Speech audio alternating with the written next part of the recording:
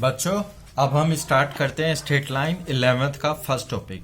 पहले सीबीएसई का करेंगे और फिर जेई का करेंगे।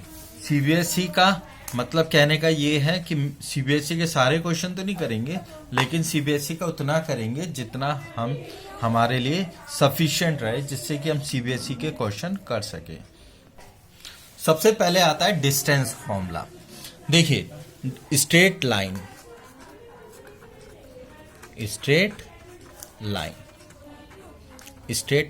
हम स्टार्ट करेंगे, ठीक है। सबसे पहले आता है डिस्टेंस फॉर्मूला, x1 y1 और x2 y2। मान लीजिए इस तरीके से दो पॉइंट मुझे दे रखे हैं, इनके बीच का डिस्टेंस निकालना है। तो इनके बीच का डिस्टेंस की आइडेंटिटी होती है x2 माइनस x1 का square plus y2 minus y1 का स्क्वायर। क्लियर है। x2 10th क्लास में 9th क्लास में आपने डेरिवेशन भी किया था, तो अब इसकी कोई जरूरत नहीं है, तो हम करके देखते हैं, ठीक है। अब एक क्वेश्चन लेता हूं मैं डिस्टेंस फॉर्मूले के ऊपर, ठीक है। क्वेश्चन कहता है कि एक पॉइंट P है, इसकी 3 points A point 01, B point 10, C point 43। In 3 point से इक्वल डिस्टेंस पर है, तो P पॉइंट मुझे फाइंड करना है। डिस्टेंस फॉर्मूले के ऊपर क्वेश्चन ले रहा हूं। P एक पॉइंट दे रखा है जिसकी 3 पॉइंट A, B, C से इक्वल डिस्टेंस पर है। तो P पॉइंट को मैंने मान लिया थोड़ी देर के लिए AB है, ठीक है। तो P और PA वाली डिस्टेंस जब मैं निकालूंगा तो ये आएगा A का स्क्वायर प्लस B माइनस 1 का स्क्वायर। PB निकालूंगा तो वो आएगा A माइनस 1 का स्क्वायर प्लस B का स्क्वायर। PC निकालूंगा तो A माइनस 4 का स्क्वायर प्लस B माइनस 3 का स्क्वायर। अब इन PA इजिकल टू PB, क्योंकि P मैंने बताया था P एक ऐसा पॉइंट है जिसकी 3 पॉइंट A, B, C से डिस्टेंस इक्वल है। तो PA is equal to PB is equal to PC, ये गिवन कंडीशन हमें दे रखी थी। PA is equal to PB is equal to PC, ये गिवन कंडीशन हम लोगों को दे रखी थी। P एक ऐसा पॉइंट है जिसकी 3 पॉइंट A, B और C से डिस्टेंस इक्वल है। तो PA is equal to PB is equal to PC, तो एक कंडीशन हमारी ये बन जाएगी under root A square plus B minus 1 का square is equal to under root A minus 1 का स्क्वायर प्लस B का स्क्वायर, और एक A माइनस 4 का स्क्वायर प्लस B माइनस 3 का स्क्वायर, ठीक है। इसमें तो समझने में कोई दिक्कत होगी नहीं। PA is equal to PB is equal to PC, तो तीनों को इक्वल रख दिया और इन्हें सॉल्व किया तो A और B की 2 वैल्यूज आई, A और B की वैल्यूज आई 2, दोनों 2 के इक्वल आए। आप कैलकुलेट कर लीजिएगा, है ना। तो P पॉइंट मेरा निकला 2,2।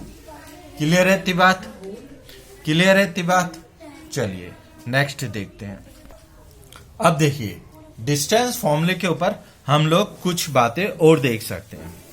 अगर मेरे से वो कहता कि तीन पॉइंट है, उन्हें कॉलिनियर दिखाना है, डिस्टेंस फॉर्मूले से दिखाएंगे हम, कॉलिनियर दिखाना है। 3 पॉइंट्स हैं, उन्हें हमें कॉलिनियर दिखाना है, A, B, C। तो बहुत इजी है, मैंने AB फाइंड कर लिया, BC फाइंड कर लिया, AC फाइंड कर लिया। तो दो का सम थर्ड वन के बराबर आएगा। AB प्लस BC का सम AC के इक्वल आएगा। तो इसका मतलब तीनों पॉइंट्स कॉलिनियर हो गए। क्लियर है इतनी बात, तीनों पॉइंट्स कॉलिनियर हो गए, ठीक है, एक ही लाइन पे हो गए, ठीक है। इतनी बात क्लियर है, कॉलिनियर हो गए 3 पॉइंट, ठीक है। अब 3 पॉइंट से और क्या कर सकते हैं हम, है ना। डिस्टेंस फॉर्मूले से हम देख सकते हैं कि A, B, C अगर ये इसके बराबर है तो हम कह देंगे ये आइसोसेलेस ट्रायंगल है। क्लियर है? और डिस्टेंस फॉर्मूले की यूज बता रहा हूं मैं। और ट्रायंगल के पहले, ट्रायंगल में ये ए बी सी, मान लो ये 90 है। अगर ए सी का square is equal to A B का स्क्वायर प्लस बी सी का स्क्वायर, इसके बराबर आ गया ए सी का square is equal to A B का स्क्वायर प्लस बी सी का स्क्वायर, तो आप कहेंगे ये राइट एंगल ट्रायंगल है। ये पाइथागोरस थ्योरम हो गई, पाइथागोरस थ्योरम हो गई, तो ये कौन सा ट्रायंगल हो गया? Right angle triangle. कौन सा ट्रायंगल हो गया? Right angle triangle. बिल्कुल सेम। अब आप समझ चुके होंगे, अगर मुझे इक्विलैटरल ट्रायंगल दिखाना होता तो मैं 3 पॉइंट लेता एक ट्रायंगल पे, 3 पॉइंट लेता, ये वाला नहीं, ऐसा ट्रायंगल बना लेते हैं। ठीक है, 3 पॉइंट लेता A B C, A B B C C A. अगर तीनों लाइंस ए बी के बीच का डिस्टेंस निकालता, बी सी के बीच का डिस्टेंस निकालता, ए सी के बीच का डिस्टेंस निकालता, अगर तीनों बराबर हो जाती तो मैं कह देता ये इक्विलैटरल ट्रायंगल है। ठीक है, क्लियर है? इतनी बात क्लियर है ना? ये बात हुई 3 पॉइंट्स की। अब बात आती है 4 पॉइंट्स की। 4 पॉइंट्स की, 4 पॉइंट में वो किस तरीके से हमसे बोलेगा? अगर मैं 4 पॉइंट्स लूं ए बी सी, अभी डिस्टेंस फॉर्मूले के यूज बता रहा हूं मैं आपको। ए बी सी डी, अगर चारों साइड्स बराबर आ गई, चारों साइड्स बराबर आ गई, है ना, तो ये या तो स्क्वायर हो सकता है या रोम्बस हो सकता है। लेकिन रोम्बस के डायगोनल इक्वल नहीं होते, तो मैं सबसे पहले ए सी भी फाइंड कर लूंगा इसमें और बी डी भी फाइंड कर लूंगा। अगर ये दोनों इक्वल आ गए तो मैं कहूंगा ये स्क्वायर है। क्लियर रहती बात? रोम्बस नहीं हो सकता क्योंकि डायगोनल रोम्बस के इक्वल नहीं होते। ठीक है, इतनी बात क्लियर है? तो ये स्क्वायर बन जाएगा। ठीक है, right angle triangle, right angle triangle कह रहा हूं, rectangle A B C D, rectangle. Rectangle कैसे दिखा सकता हूं? A B is equal to C D और A D is equal to B C. दो साइड इक्वल आ गई और डायगोनल इक्वल आ जाए तो मैं कह दूंगा ये रेक्टेंगल है। क्लियर रहती बात, है ना? चलिए अब एक क्वेश्चन देखते हैं, अब एक क्वेश्चन देखते हैं इसके ऊपर। चलिए देखिए वो मुझसे क्या कह रहा है। वो कह रहा है कि figure formed from the 4 coordinates, 4 coordinate दे दिए उसने, 1 -2 3 6 5 10 3 2।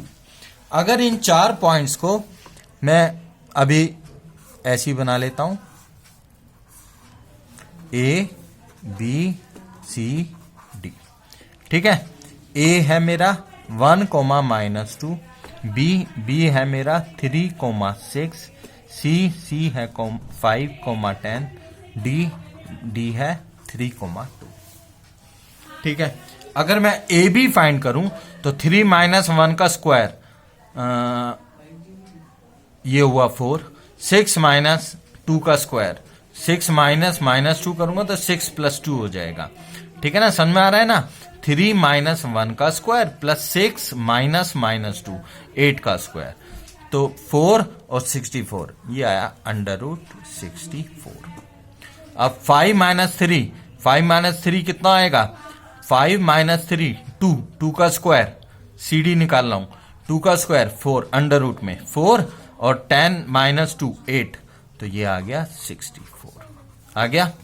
आप 5 - 3 का स्क्वायर, ये आएगा मेरा 4 √ में 4 प्लस 10 - 6 4 का स्क्वायर 16, 4 + 16 √20। अब 3 और 1 का कितना आएगा? 2 का स्क्वायर 4 और 2 + 2 4 का स्क्वायर 16, ये भी आया मेरा √20। तो आमने सामने वाली साइड तो इक्वल आ गई। तो अभी हमें ये दिख रहा है कि ये रेक्टेंगल है। ठीक है, अब हम किस तरीके से देख सकते हैं, देखिए ACO निकाल लेते हैं और BD निकाल लेते हैं। AC कितना आएगा 5 माइनस 1 का स्क्वायर 4 का स्क्वायर, 4 का स्क्वायर कितना 16, 10 माइनस माइनस 2 12, 12 का स्क्वायर 144, 16 और 144, 16 और 144 ये आया अंडर रूट 160 आ गया। अब BD निकाल लेते हैं, BD निकालूंगा 3 माइनस 3 का स्क्वायर 0 और 6 माइनस 2 का स्क्वायर 6 माइनस 2 का स्क्वायर 16, 16 का अंडर रूट 4। तो डायगोनल इक्वल नहीं आए, तो ये रेक्टेंगल तो नहीं है, तो ये अब क्या बन गया, ये पैरेललोग्राम बन गया हमारा। क्लियर है इतनी बात, है ना। फिर से देखिए, फिगर फॉर्म्ड फ्रॉम 4 पॉइंट्स दे रखे थे, इनसे कौन सी फिगर बनेगी हमें ये कैलकुलेट करना था। ए पॉइंट था 1, -2, 3, 6, 5, 10, 3, 2। Distance formula x2 minus x1 का square plus y2 minus y1 का स्क्वायर, ये x1 y1 ये x2 y2, ये है ना। तो इनके बीच का डिस्टेंस निकाला तो अंडर रूट 64 आया। ये x1 y1 ये x2 y2, इनके बीच का डिस्टेंस निकाला तो अंडर रूट 64 आया। बिल्कुल सेम इसके बीच का डिस्टेंस निकाला, इसके आमने सामने की साइड इक्वल आ गई, पर डायगोनल इक्वल नहीं आए, है ना। डायगोनल इक्वल आ जाते तो मैं कह देता कि ये रेक्टेंगल है। डायगोनल इक्वल नहीं आए तो मैं कह दूंगा ये एक पैरेललोग्राम है। ठीक है, ठीक है बच्चों। अब हम देखते हैं एरिया। एरिया किस तरीके से हम लोग फाइंड करते हैं। एक ट्रायंगल दे रखा है मुझे इसका एरिया फाइंड करना है। अब 11th में है तो कुछ नया पढ़ते हैं आप लोग। ये x1 y1, ये x2 y2, ये x3 y3। ठीक है। अब अगर मुझे इसका एरिया फाइंड करना है तो एरिया का फॉर्मूला होता है 1/2 triangle x1 y1, x2 y2, x3 y3, x1 y1। ये इसका एरिया का फॉर्मूला है। अभी सिखाऊंगा मैं निकालना किस तरीके से हम लोग फाइंड करते हैं। देखिए, अब चाहे कोई सी भी फिगर होती, चाहे क्वाड्रिलेटरल होता, चाहे पैरेललोग्राम होता, है ना, पैरेललोग्राम होता या पेंटागन होता या हेक्सागन होता। हेक्सागन होता तो उसकी 6 साइड होती, ठीक है ना, 6 साइड होती। चलिए एक हेक्सागन बना लेते हैं। पेंटागन बन गया, एक पेंटागन बनाया ABCDE। ठीक है। तो ये पॉइंट आता x1 y1, ये पॉइंट आता x2 y2 और ये पॉइंट आता x3 y3, ये पॉइंट आता x4 y4, ये आता x5 y। तो इसका एरिया फाइंड करना होता तो मैं बहुत इजीली कर लेता। x1 y1, x2 y2, x3 y3, x4 y4, x5 y5। अब जहां से शुरू किया था हमने वहां तक उसे दोबारा नोट कर लेंगे। x1 y1 बिल्कुल ट्रायंगल में मैंने यही किया था। देखिए x1 y1, x2 y2, x3 y3 और x1 y1 और 1/2 x1 y1, x2 y2, x3 y3 pentagon में 5 तक लिखे और x1 y1 दोबारा लिख लिया। तो ये इसका एरिया का डायरेक्ट फॉर्मूला हो गया। ठीक है। अब देखिए, इसका एरिया फाइंड करना होता तो बहुत इजीली मैं फाइंड कर सकता था। 1/2 इन दोनों को लेता पहले, टॉप मोस्ट 2 रो को, तो ये आता x1 y2 minus x2 y1। ये आया मेरा फर्स्ट ब्रैकेट, प्लस सेकंड और थर्ड को लेता तो ये आता x2 y3 minus x3 y2, plus third और फोर्थ को लेता तो ये आता x3 y4 minus y3 x4 आता। समझ में आ गया? अब तो आ गया होगा समझ में। ये आएगा x4 y5 minus x5 y4 plus x5 y1 minus x1 y5। तो ये मेरा टोटल एरिया होगा। ये बड़ा ब्रैकेट है, ठीक है। तो ये मेरा एरिया हो गया पेंटागन का डायरेक्ट। क्लियर है इतनी बात? क्लियर है बात? इन दोनों रो को सोल्व किया, सेकंड और थर्ड को किया, थर्ड और फोर्थ को किया, फोर्थ और फिफ्थ को किया, फिफ्थ और सिक्स्थ को किया। इन दोनों को सोल्व कर ले, पहले इन दोनों का मल्टीप्लाई माइनस इन दोनों का मल्टीप्लाई, तो इससे मेरा एरिया ऑफ पेंटागन आ जाएगा। ऐसी मैं इसका भी निकाल सकता हूं, 1/2 x1y2 minus x2y1 x2y3 minus x3y2 x3y1 minus x1y3, है ना। इस तरीके से मैं निकाल सकता हूं। चलिए अब एक क्वेश्चन देखते हैं। देखिए एक क्वेश्चन दे रखा है, for what value of K are the points these points are collinear.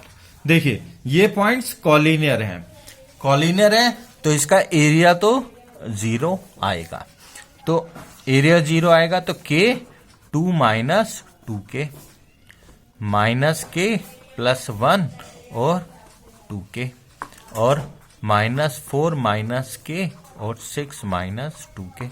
जहां से शुरू किया था उसे दोबारा लिख लीजिए, तो ये एरिया आ गया, ये 0 हो गया, है ना। इसे सॉल्व करेंगे, इन दोनों का मल्टीप्लाई माइनस इन दोनों का मल्टीप्लाई, इन दोनों का मल्टीप्लाई माइनस इन दोनों का मल्टीप्लाई, इन दोनों का मल्टीप्लाई माइनस इन दोनों का मल्टीप्लाई।